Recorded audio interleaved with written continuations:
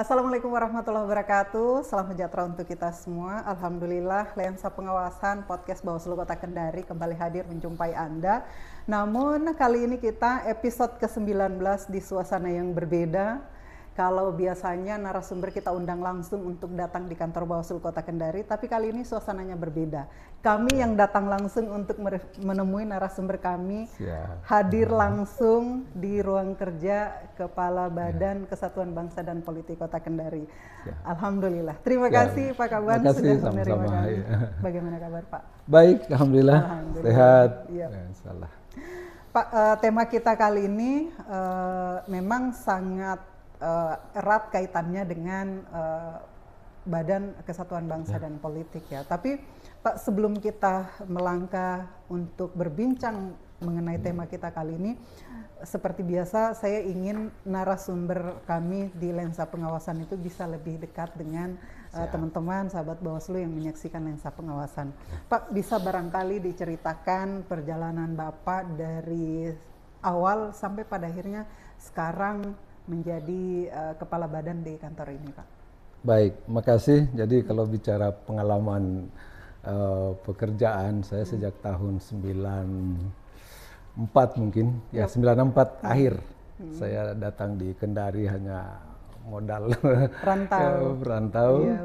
Nah, kebetulan waktu itu kami langsung diamanahkan menjadi salah satu lurah di Kota Kendari, tepatnya di Kelurahan Gunung Jati. Kemudian lanjut pendidikan dan seterusnya, bertugas di kelurahan lagi, di Pol PP. Kemudian zaman Pak Asrun waktu itu saya diamanahkan untuk menjadi camat tahun 2009. Saya camat di Abeli kurang lebih 3 tahun, kemudian pindah lagi di kantor wali kota sebagai kepala Pol PP waktu itu. Pol PP masih belum seperti sekarang, masih kantor.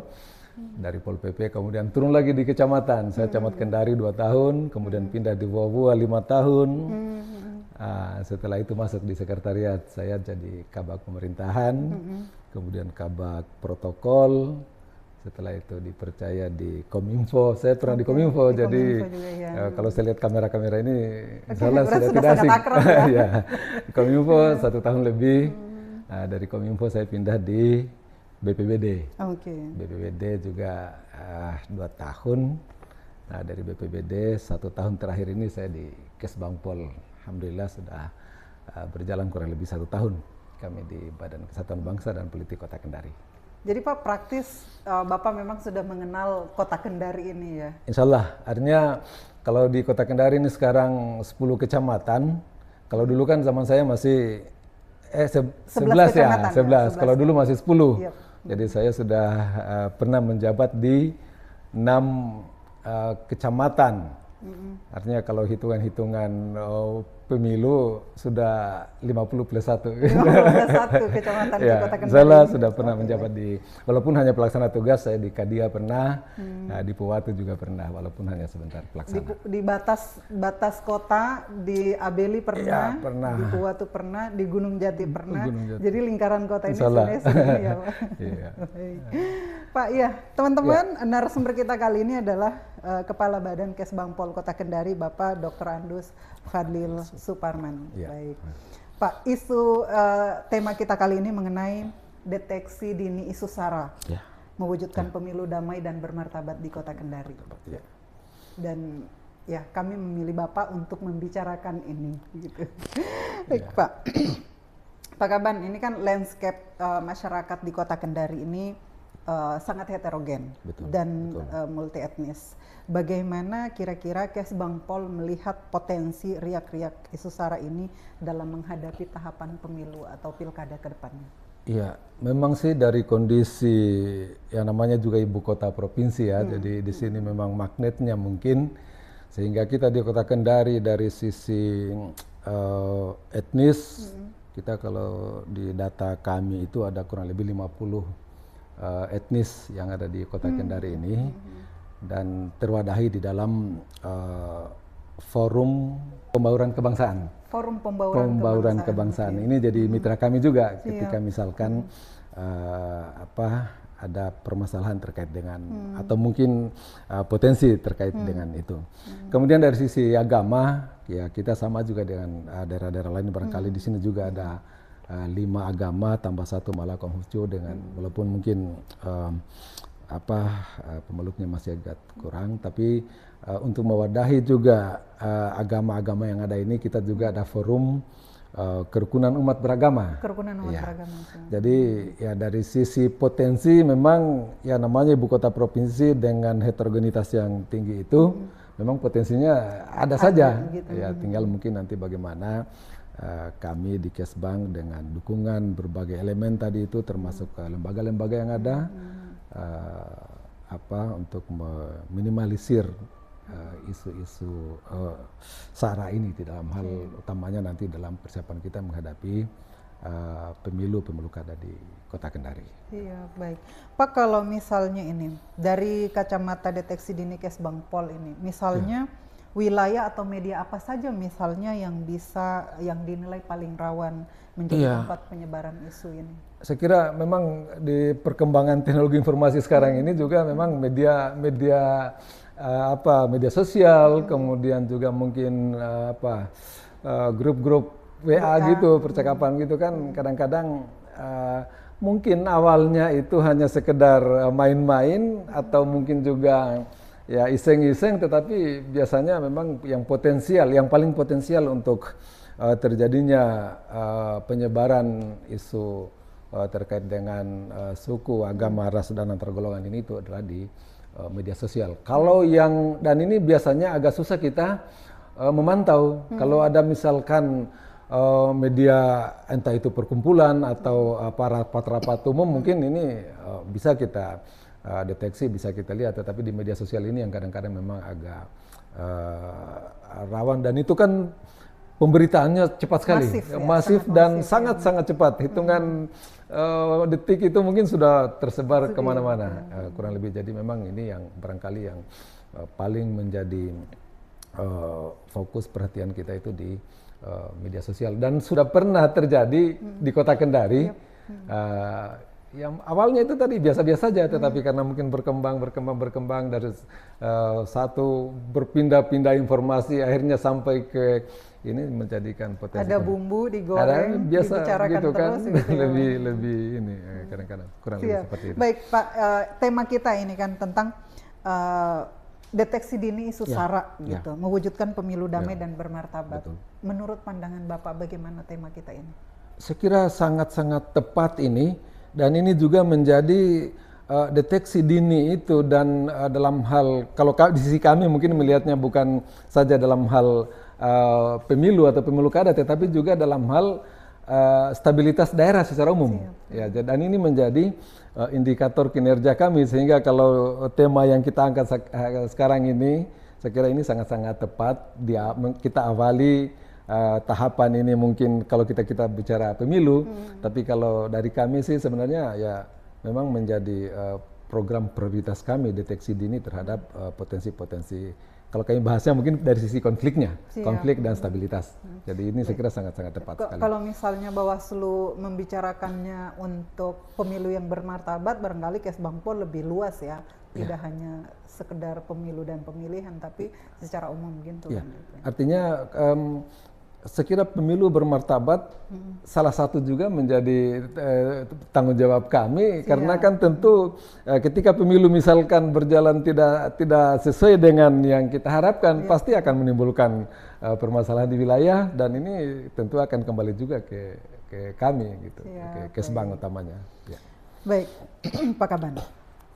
Kalau mungkin ya kerja-kerja Kesbangpol itu sendiri mungkin ada formula atau mekanisme daripada bagaimana cara mendeteksi dini di tentang isu-isu SARA itu sendiri. Apa yang dijalankan oleh Kesbangpol Kota Kendari, atau jika misalnya ada temuan tentang isu SARA itu sendiri di tengah masyarakat, apa langkah pertama yang diambil oleh Kesbangpol? Iya. Jadi memang sih beberapa pernah ada ada isu yang mungkin potensial akan berkembang ke arah sana, langkah yang kami pertama lakukan tentu segera melakukan koordinasi dengan berbagai pihak, dan alhamdulillah kami di Kota Kendari ini kalau terkait dengan isu agama itu Kejaksaan Negeri Kendari selaku yang mewadahi ada namanya PAKEM, Pengawasan Aliran Kepercayaan dan Aliran Keagamaan. Ini rutin kita PAKEM. Ini di bawah kendali Kejaksaan Negeri, dan ini sangat rutin kita adakan pertemuan. Ini sehingga kita bisa langsung dan yang hadir itu semua tim PAKEM termasuk dengan Babinsa, Babin Kamtibmas, kemudian tokoh-tokoh agama sampai di tingkat kecamatan. Maksudnya pengurus forum kerukunan umat beragama di tingkat kecamatan, kemudian dari kebudayaan, dari unsur-unsur tokoh masyarakat, dari Departemen Agama, sehingga biasanya bahkan sebelum terjadi pun kita sudah mendapatkan informasi. Ini untuk khusus isu tentang terkait dengan agama misalkan. Jadi insya Allah memang terkait dengan agama ini, misalkan ada isu termasuk aliran-aliran mungkin yang tidak sesuai, itu biasanya dibahas secara detail di dalam rapat-rapat koordinasi terkait dengan di forum pengawasan aliran kepercayaan keagamaan. Kemudian kalau untuk dengan isu-isu yang lain saya kira sama. Kalau itu terkait dengan etnis misalkan, kalau misalkan ada, ya tentu kita seperti saya sampaikan di awal tadi, kita ada forum pembauran kebangsaan. Ini di dalam kepengurusan forum pembauran kebangsaan ini dimulai ketua itu masing-masing etnis itu ada, sehingga insya Allah kita paling tidak mudah-mudahan tidak berkembang lebih jauh. Itu tadi kita segera mengkoordinasikan dengan petugas aparat keamanan, kemudian melibatkan forum-forum yang ada sehingga tidak sampai berkembang. Dan alhamdulillah itu tadi kita kalau mengharapkan Kesbang sendiri sih memang kita sangat-sangat terbatas, tetapi dengan dukungan. Kemudian kita mulai tahun ini juga walaupun ini belum dikukuhkan, kita ada yang namanya Tim Kewaspadaan Dini Daerah. Tim Kewaspadaan Dini Daerah. Tim Kewasdin. Ini sebenarnya ini amanat dari perintah peraturan pemerintah nomor 12 tahun 2022 kalau tidak salah, bahwa di daerah itu nanti diharapkan daerah membentuk tim kewaspadaan dini. Dulu ini sebenarnya Kominda. Dulu kalau kita pernah dengar istilah Kominda, sekarang itu penyebutannya adalah tim kewaspadaan dini daerah. Itu Pak, siapa saja yang tergabung di tim itu? Ya, ini semua aparat-aparat intelijen di daerah. Kalau di Kejaksaan ya Kasih Intel Kejaksaan Negeri, kemudian di Kodim Pasi Intel Kodim, kemudian di Polres itu ada apa sebutannya di Polres itu Intelkam. Polres Kendari, kemudian kami dari Kesbang. Kemudian walaupun memang tim ini belum dikukuhkan, ini kami datang di Kesbang ini baru terbentuk di tahun 2026 ini. Itu sudah ditandatangani oleh Bu Wali SK-nya. Harapannya bahkan di 2026 ini juga kita merencanakan untuk membentuk semacam turunan dari tim ini sampai ke tingkat kelurahan-kelurahan. Kami pernah komunikasi sebenarnya di untuk pembuatan semacam jaring informasi begitu. Begitu ada informasi ataupun perkembangan apa di kelurahan, itu teman-teman lurah, Babinsa, Babin Kamtibmas mungkin bisa melaporkan di link yang ada. Tapi ini nanti mungkin setelah terbentuk ataupun setelah dikukuhkan. Sudah ada SK-nya, tinggal dikukuhkan dan insya Allah kita akan bisa laksanakan. Apalagi ini menjelang kalau sudah memasuki tahapan pilkada. Berarti ya. Pak kalau nanti di kelurahan ya, berarti kecamatan sebenarnya sudah ada ya forum-forum dari yang dibentuk. Kalau forum untuk tim kewasdin ini sebenarnya selain tim kewaspadaan dini di masyarakat itu sendiri ada forum kewaspadaan dini masyarakat. Itu murni bentukan dari inisiatif masyarakat sampai di tingkat kecamatan sampai di tingkat kota, mulai dari tingkat kecamatan. Tapi kalau untuk hari ini untuk tim kewaspadaan itu belum sampai di kecamatan. Yang ada di kecamatan itu baru forum kerukunan umat beragama di tingkat kecamatan. Kalau untuk tim kewaspadaan dini sendiri itu baru di tingkat kota, itu pun memang belum efektif kita laksanakan karena itu tadi belum, sudah ada SK-nya hanya belum. Berarti memang harus kerja kolektif kita ya, betul. Kolektif. Dan ini juga sebenarnya menjadi wadah sehingga informasi yang diketahui oleh teman-teman misalkan dari Kodim, dari Polres, mulai dari tentu informasi dari bawahan dari bawah, itu juga bisa saling berbagi kita untuk bisa. Kemudian selanjutnya sebenarnya kita alhamdulillah ada di tingkat kota itu forum koordinasi pimpinan daerah. Nah, ini idenya sebenarnya itu kalau dalam peraturan pemerintah itu informasi yang berkembang di bawah diolah di tim kewaspadaan dini. Kalau ini masih dianggap harus dibahas di tingkat pimpinan, itulah yang menjadi bahan rapat koordinasi para pimpinan daerah dilaksanakan di pemerintah kota. Gitu. Baik, Pak, ini sebagai mitigasi konflik kita ya Pak, utamanya nanti soal kita fokusnya ke bagaimana nanti pelaksanaan pemilu dan pemilu dan pilkada itu sendiri. Seringkali kan isu SARA ini didorong gitu, digoreng oleh aktor-aktor tertentu, misalnya demi kepentingan politik gitu Pak. Biasanya, apakah misalnya Kesbangpol punya cara tersendiri supaya masyarakat Kendari itu misalnya tidak terprovokasi oleh kampanye hitam itu Pak? Ya, bagaimana kira-kira? Memang ya alhamdulillah sih sampai hari ini memang ini belum, tapi kalau kita bicara potensi kan bisa saja satu potensi dan itu sangat mungkin terjadi. Sehingga memang kami di Kesbang itu kita di sini ada 4 bidang, mulai dari bidang ideologi, kalau itu ideologi bicara ya Pancasila dan lain sebagainya. Kemudian ada bidang politik dalam negeri, di situ juga menekankan seperti apa sih upaya pendidikan politik. Kemudian di bidang berikutnya ada bidang ekonomi, sosial, budaya dan ormas. Di sinilah ada masuk FKUB agama. Kemudian bidang yang keempat itu adalah penanganan konflik, cegah dini dan penanganan konflik. Jadi kalau bicara mekanisme ataupun misalkan untuk meminimalisir terjadinya seperti itu, ya paling kita dengan melaksanakan program-program di bidang-bidang itu tadi. Kalau kita bicara ideologi, bagaimana misalkan pendidikan bela negara, kemudian wawasan kebangsaan. Kalau di bidang politik, Poldagri, yaitu tadi kita di bidang politik itu ada mengelola dana hibah yang diterima oleh partai politik. Sebenarnya bukan dana hibah, dia bantuan keuangan dalam bentuk hibah gitu.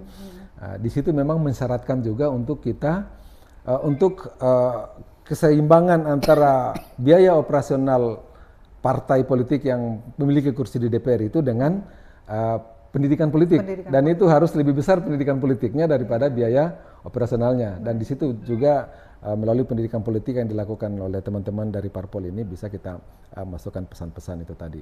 Kemudian kalau dari sisi ekososbud agama dan ormas itu, yaitu tadi kita mendorong FKUB ini. Kebetulan juga FKUB itu ada komunikasi antar umat beragama. Forum komunikasi antar umat beragama ini juga kebetulan mengelola dana hibah juga dari kami. Jadi sehingga kita juga bisa menitip program-program apa sih yang bisa menyejukkan di masyarakat yang dilaksanakan oleh teman-teman pengurus FKUB. Demikian pula di bidang yang tadi kita ada rapat koordinasi penanganan konflik. Itu ada itu bidang tersendiri, sehingga upaya-upaya yang dilakukan oleh masing-masing bidang ini insya Allah bisa meredam ataupun minimalisir apa yang kita maksudkan tadi. Baik, Pak, ini kan di era digital ini ya, informasi itu cepat berkembang, betul. Hitungan sepersekian detik itu ya. Baik. Apakah misalnya di Kesbangpol sendiri ada tim khusus atau untuk program digital ini untuk melakukan counter isu seperti ini? Ini yang memang salah satu mungkin kekurangan kami juga di Kesbang.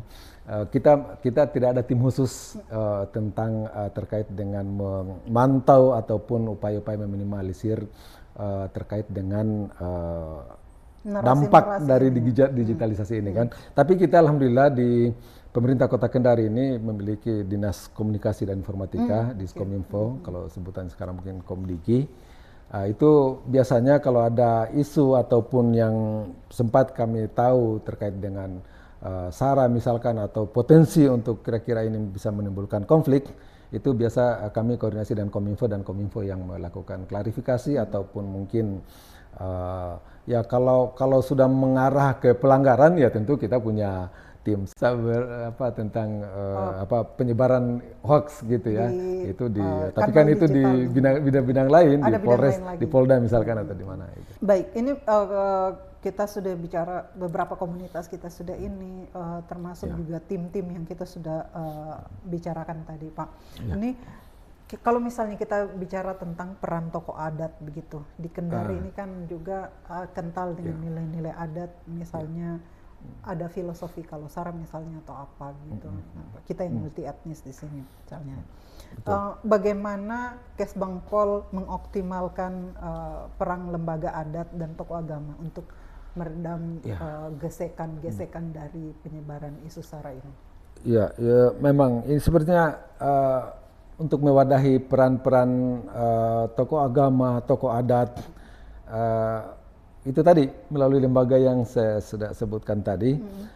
Alhamdulillah di forum, kalau dari sisi agama ya, dari forum kerukunan umat beragama ini memang sangat aktif, sangat aktif walaupun mungkin dukungan dari sisi penganggaran mungkin sangat terbatas, tetapi kegiatan mereka ini sangat ini. Kemudian mereka juga tokoh-tokoh agama yang ada ini selalu juga kami libatkan ketika misalkan ada kegiatan utamanya dalam hal kayak rapat koordinasi begitu, termasuk dalam penanganan konflik. Kemudian FKUB ini juga ada khusus kalau dari sisi Kesbang itu ada juga kegiatan koordinasi tentang kerukunan umat beragama, dan ini kita mengundang tokoh-tokoh tokoh-tokoh agama misalkan dari semua agama yang ada, sehingga minimal kalau mereka sudah ngomong kan itu bisa menyejukkan atau kalau memang ini ada potensi terjadinya itu di agama. Nah, walaupun sebenarnya terkadang kalau antar agama ini sebenarnya relatif sangat baik, yang justru yang kadang-kadang menjadi masalah itu intern agama itu sendiri. Nah, itu dari sisi tokoh agama. Kemudian kalau untuk di tokoh-tokoh adat ya memang sih seperti sampaikan tadi, kita di sini ada kurang lebih 50 etnis ya. Dan pelibatan kegiatan ya memang sih kalau dari sisi kegiatan kadang-kadang ini memang masih agak kurang barangkali, tetapi forumnya ini alhamdulillah sangat, forum pembauran kebangsaan itu, itu biasanya kami melalui forum ini kalau ada misalkan ini, termasuk misalkan kita undang beliau-beliau kalau ada kegiatan-kegiatan dari pemerintah Kota Kendari, seperti misalkan upacara ulang tahun kota ataupun kegiatan-kegiatan lain. Termasuk mungkin Pak komunitas masyarakat lain, kalau tadi yang kita sebutkan dari teman-teman partai politik, kemudian forum kerukunan antar umat, dan beberapa tadi yang sudah disebutkan. Kalau misalnya forum-forum masyarakat secara umum juga diundang deh kalau misalnya untuk, maksudnya organisasi kemasyarakatan. Iya, kita memang sih kalau secara kita juga kan di sini ada data organisasi kemasyarakatan. Nah, itu yang terdaftar di Kesbang ini kurang lebih sekarang ormas itu ada 62. Walaupun terakhir setelah kita evaluasi yang dari sisi keaktifan tinggal 28 kalau tidak salah. Memang ini juga mungkin yang masih kurang karena sekarang ini ormas itu tidak ada kewajiban ormas untuk harus datang melapor. Ya, sekarang kan demi kebebasan barangkali. Memang kalau dulu itu kan ormas harus datang, harus wajib melapor. Nah, sekarang itu dengan kalau tidak salah ada keputusan Mahkamah Konstitusi dengan berdasarkan pada kebebasan berpendapat, sehingga mereka tidak wajib lagi melapor. Jadi justru tugasnya Kesbang malah untuk turun mendata, paling tidak ya hanya untuk sekedar mengetahui bahwa ada. Kecuali kalau ormas yang misalkan ada urusan untuk dalam hal kerjasama dengan pemerintah kota, itu harus dia memenuhi persyaratan pendaftaran ormas. Dan itu juga kita yang memang selama ini misalkan ada komunikasi ataupun kerja sama kita berusaha untuk memaksimalkan peran-peran mereka. Ya, baik, Pak Kaban, untuk melihat sinergi Bawaslu dengan Kesbangpol ini, Pak, bagaimana Bapak melihat pembagian peran antara Kesbangpol dari sisi pengamanan ideologi sosial misalnya, dan Bawaslu dari sisi penegakan hukum pemilu, supaya penanganan isu SARA ini bisa berjalan beriringan tanpa tumpang tindih? Bagaimana? Kalau bicara tumpang tindih sih sebenarnya insya Allah tidak, walaupun misalkan kita jalan ini, tapi memang mungkin seperti idenya kemarin Pak Kepala Bawaslu, Pak Ketua kan, itu saya kira ide yang sangat baik itu untuk bisa bersama-sama kita semacam tim bersama kah atau apapun namanya. Tetapi paling tidak begini, dengan kunjungan beberapa hari yang lalu teman-teman dari Bawaslu di Kesbang ini, saya kira ke depan kegiatan-kegiatan Kesbang, apalagi kalau kita sudah persiapan memasuki tahapan ini, ya mungkin tahun depan wajib nih kami juga untuk mengundang teman-teman Bawaslu untuk memberikan semacam pemahaman kepada peserta yang akan kami undang dalam hal kegiatan-kegiatan Kesbang. Dan yang lebih mungkin kami di sini kan ada kegiatan pendidikan bela negara, walaupun mungkin hanya sifatnya itu pemberian materi sepintas, tapi mungkin sejak awal, dan ini targetnya kita anak-anak sekolah, dan kalau kita bicara pemilu mungkin pemilih pemula begitu ya. Nah, mungkin nanti kita akan sama-sama, tetapi intinya saya kira tidak akan mungkin kita bisa tumpang tindih, kita saling bersama. Kalaupun juga misalkan Bawaslu ada kegiatan, ya kami juga tidak apa-apa, kita saling bersinergi, kolaborasi yang inilah. Dan saya kira memang bukan saja kalau kita sudah mendekati tahapan, saya kira pemberian pemahaman terkait ini harusnya rutin tetap kita harus laksanakan. Dan insya Allah saya kira tidak akan pernah tumpang tindih. Begitu. Baik, Pak. Kalau menghadapi berbagai lembaga seperti yang kita katakan di awal tadi, kan masyarakat Kota Kendari ini sangat multi etnis begitu. Dan banyak lembaga juga yang pada akhirnya hadir di tengah-tengah masyarakat gitu. Bagaimana cara Kesbangpol ini untuk merangkul dan menyamakan persepsi dari berbagai lembaga itu sendiri, supaya artinya kita bisa aktif dan masif melakukan pendidikan politik ke masyarakat? Iya, memang sih di tengah keterbatasan Kesbang, saya kira memang sudah harus lebih inovatif untuk bisa merangkul ataupun memaksimalkan peran-peran berbagai lembaga ya. Artinya kalau kita bicara pendidikan politik, kalau hanya mengharapkan Kesbang ataupun mungkin partai politik itu sendiri, ini tidak akan pernah bisa kita memaksimalkan itu. Tetapi saya kira minimal satuan-satuan pendidikan atau mungkin juga di sekolah-sekolah itu sendiri ya juga bisa menyisipkan pesan-pesan terkait dengan demokrasi, terkait dengan pemilu misalkan, dengan politik, kepada anak-anak didik sejak dini begitu. Sama dengan ketika misalkan program pencegahan narkotika itu kan juga kita sisipkan, walaupun mungkin tidak masif dilakukan, tetapi paling tidak kalau kita tetap mengingatkan, menyampaikan juga ini. Itu dari sisi misalkan di lembaga pendidikan. Kalau di lembaga-lembaga yang lain, kalau yang ada kerjasama dengan Kesbang, insya Allah kita memaksimalkan mereka untuk tetap juga melakukan pendidikan politik ataupun pemahaman tentang seperti apa sih demokrasi, seperti apa sih pemilu kada yang bermartabat misalkan, dan seterusnya ya gitu. Baik, kayaknya kita juga dibatasi waktu. Pak, saya mau minta harapan Bapak sebagai closing statement juga, sebagai Kepala Badan di Kesbangpol Kota Kendari. Apa himbauannya? Saya minta himbauan atau pesan Bapak untuk seluruh masyarakat Kota Kendari, simpatisan maupun pasangan calon nantinya di pemilu dan pilkada di Kendari ini, supaya kita benar-benar menghasilkan dan menjalani pesta demokrasi yang sejuk dan damai gitu. Baik, sekira kalau terkait dengan pelaksanaan pemilu, walaupun mungkin secara kelembagaan ini lebih kepada penyelenggara dalam hal ini Bawaslu maupun KPU, tetapi dari sisi kami pemerintah juga khususnya Kesbangpol tentu seperti yang sampaikan di awal juga tadi, dampak dari pelaksanaan pemilu misalkan yang kurang begitu ini sehingga akan berdampak. Sehingga pada kesempatan ini mungkin harapan kami kepada seluruh masyarakat Kota Kendari, di tengah gempuran kemajuan teknologi informasi hari ini, saya kira untuk bisa lebih waspada, lebih hati-hati, bijaksana dalam penggunaan media-media sosial kita, termasuk tidak langsung mempercayai misalkan informasi yang belum tentu kebenarannya, sehingga apa-apa yang utamanya ini kan akan lebih masif itu kalau dalam hal persiapan kita menghadapi pemilu kada begitu ya, sehingga hasil pilkada kita nanti tidak tercoreng oleh hal-hal yang negatif.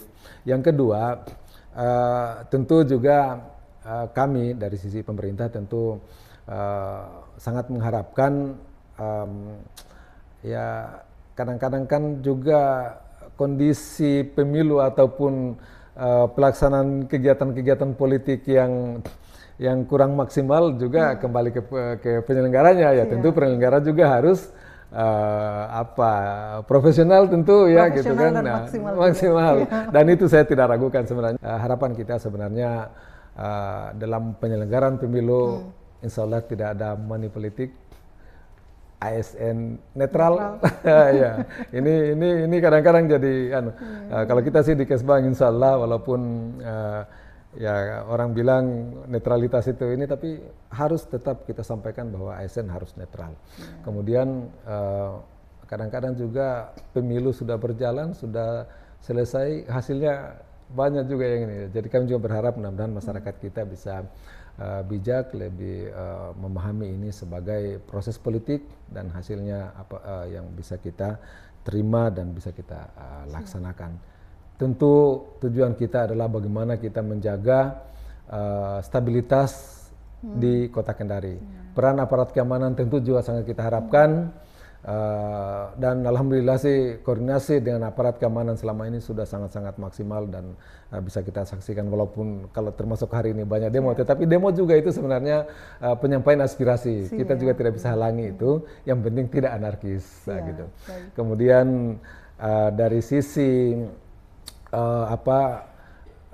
kegiatan-kegiatan kita di pemilu termasuk partai politik, simpatisan seperti tadi kalau disinggung simpatisan, ataupun mungkin ya tentu juga melaksanakan kegiatan-kegiatan tahapan pemilu dengan lebih sesuai dengan aturan. Ya kadang-kadang kan juga mungkin karena fanatisme atau apa, sehingga ini juga bisa menimbulkan polarisasi kita di masyarakat. Dan ini mudah-mudahan masyarakat kita insya Allah sudah makin fahamlah, makin melek dari sisi politik, kemudian makin bijaksana, dan insya Allah Kota Kendari tetap aman, kondusif, damai, dan tentram masyarakatnya. Kurang lebih seperti itu ya. Terima kasih banyak Pak Kaban. Terima kasih banyak. Mohon maaf ini kami sudah mengganggu Tidak, makasih. Sudah luar biasa. Saya malah harusnya saya yang ke Bawaslu ini untuk menyampaikan. Ini kan juga otomatis bukan saja programnya Bawaslu menyampaikan informasi, justru harusnya kami yang proaktif. Karena ini juga menyampaikan tanggung jawabnya Kesbang sebenarnya. Siap Pak, kita bersinergi. Jadi ya, itu tadi. Hari ini mungkin kami yang ke Kesbangpol, berikutnya misalnya Kesbangpol yang datang ke kantornya. Karena kalau Kesbang kadang-kadang kita susah untuk menyampaikan kegiatan-kegiatan kita yang masif melalui ini. Kemarin waktu seleksi Paskibraka saya dihantam habis-habisan terkait dengan pelaksanaan seleksi yang katanya tidak transparan apa semua, tetapi ya kita hanya itulah dinamika. Dan saya siap mempertanggungjawabkan itu, bahwa karena sekarang ini sudah serba transparan. Itu seleksi kemarin itu kan kita input hasilnya juga langsung masuk di aplikasi transparansi BPIP, jadi kita ada. Tapi ya begitulah kita. Baik, terima kasih sekali lagi Pak Kaban atas waktunya. Dan teman-teman sahabat Bawaslu, saya tidak perlu menyimpulkan lagi dari apa yang kita sudah bicarakan dengan Pak Kaban. Tentu saja teman-teman yang menyaksikan bisa mengetahui kira-kira deteksi dini isu SARA untuk mewujudkan pemilu yang bermartabat itu seperti apa. Sampai jumpa di episode selanjutnya. Assalamualaikum warahmatullahi wabarakatuh.